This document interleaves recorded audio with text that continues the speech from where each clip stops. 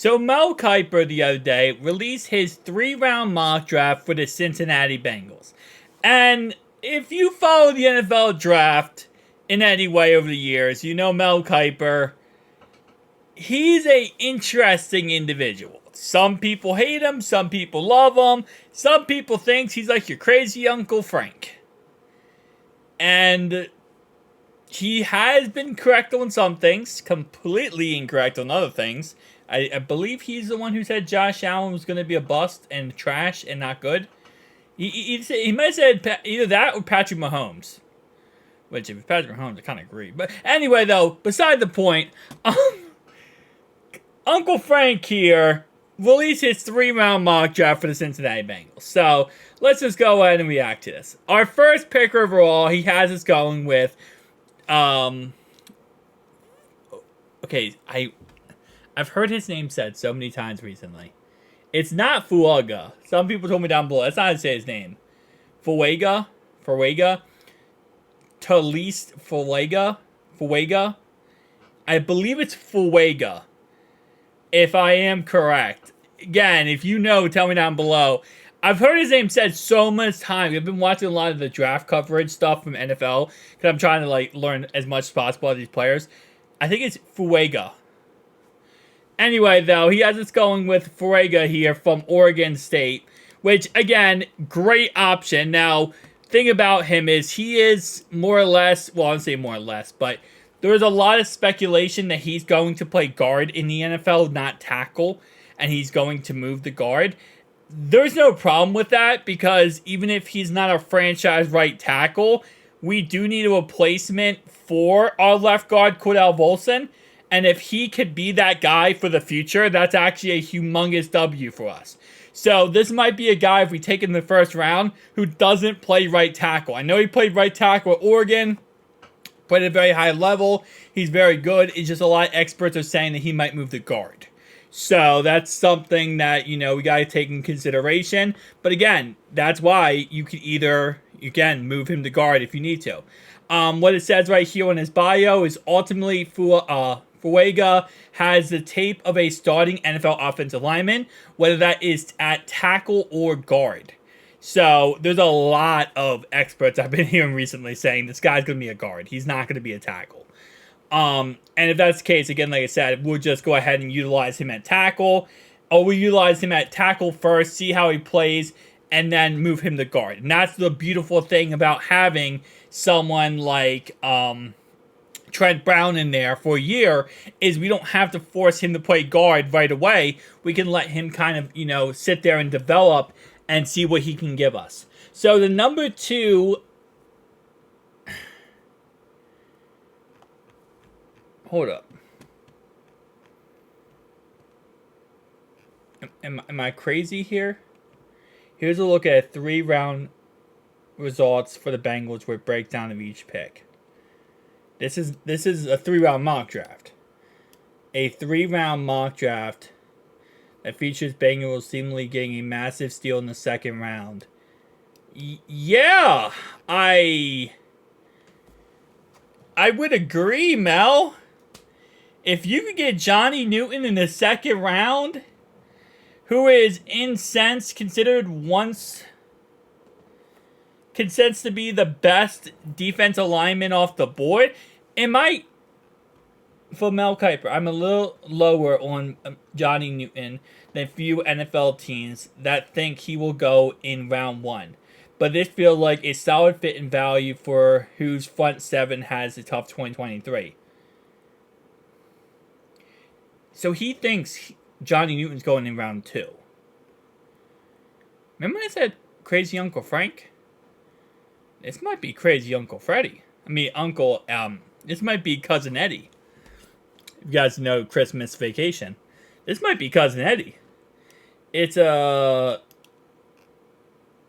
I am so utterly confused right now. No, look, he has from pick 49. He actually has us getting Johnny Newton in the second round at pick 49.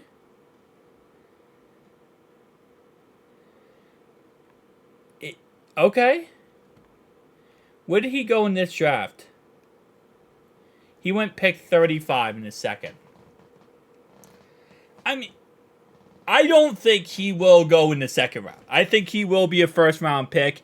Him and Byron Murphy are the best defensive tackles off the board. I don't think he will drop to the second round. I mean, is it possible? Yeah. I don't think it's likely, though. As he said, a lot of NFL teams are actually really high on him. So I don't really think that would be logical for them to do that. But, all right, let's see what else he has. He has Javon Baker in the third here. Javon Baker should be still available here. Yep, right here. So he's the guy from UCF. 6'1", 208 pounds. Okay. Yeah, I have no problem with that. Going with a big body type of guy. I guess not big body, but a little bit bigger. 208 pounds. 6'1". Not the tallest, but still good. I'm okay with that pick. I just don't understand how he's still available in the second round. I don't really understand that, Mel. Then they have us going with a third-round pick. The second third-round pick, which is a running back from Michigan. And by the way, to his other pick, 78 is when he has us taking that guy. Our pick is 80, so 78, 80 probably will still be available. Our second pick he has here is a running back from Michigan. Is that this guy?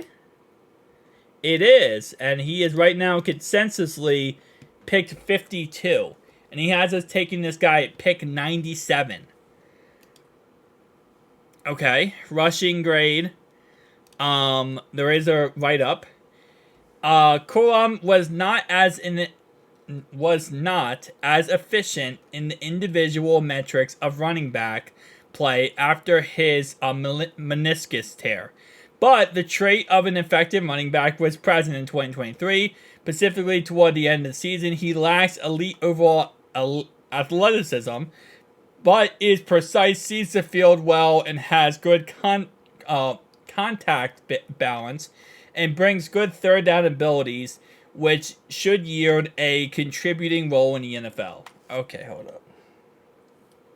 Why was that so negative? So, he has some issues. He's not as efficient because he had a meniscus tear. Since he came back, he lacks the elite overall athleticism. It sounds like this guy should not be a second or third round pick. It sounds like this guy should go a little bit later on. Can get overwhelmed in pass protection. Okay. Mel, do you know who we are? Do you know who the Bengals are? Listen, right? Going with the Oregon State right tackle. I love that pick. I think that's a great pick. I think that's a home run pick. Somehow finding a way to get Johnny Newton in the second round, Duke Tobin might be GM of the year if that happened. Because that is a good pick if somehow the universe fell apart and got put back together by Cousin Eddie, and that worked out. The Baker pick, I'm okay with. I think that's a okay pick, and I think that's logical. This running back pick, I think, is just illogical. But again, this running back pick isn't going to be on the board. At least the wide receiver pick could be on the board because he was picked. We'll pick 80. He's projected consensus 78. But for Blake, could have a chance to compete for carries as a rookie. Do you not realize that we have Zach Moss and Chase Brown? In what universe is this guy going to compete for carries at this point? He wouldn't compete for anything. If he has not been the same since his meniscus tear, he has no elite level athleticism. And he can't pass block to save his life. Why would we ever put him on the field? I'd rather have Chris Evans or Travion Williams on the field over him. He wouldn't be able to outdo Travion Williams or Chris Evans, and let alone we use the draft capital that high to take him. No, thank you. No, thank you. Guys, tell me down below your thoughts and opinions. I'll see you guys next one.